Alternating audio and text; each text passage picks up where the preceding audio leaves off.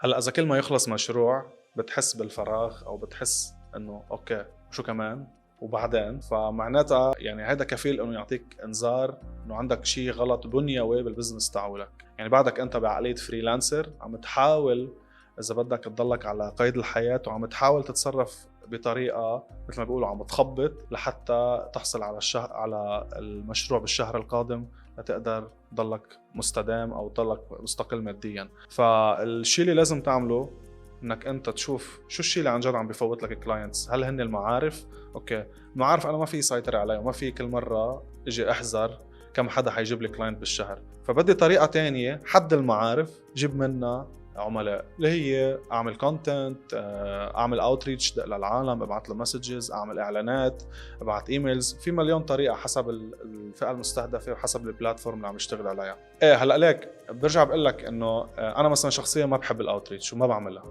وحتى العملاء اللي انا بشتغل معهم مش هيك بينجذبوا، مش بالاوتريتش. وبعدين حسب المنصه وحسب الزباين، بس بكتير محلات الاوتريتش هي احسن طريقه تعملها. فما في شيء صح وغلط، في اي انسب لجمهورك واي انسب للتموضع اللي انت عامله لحالك ولا نوع الخدمه اللي عم تبيعها.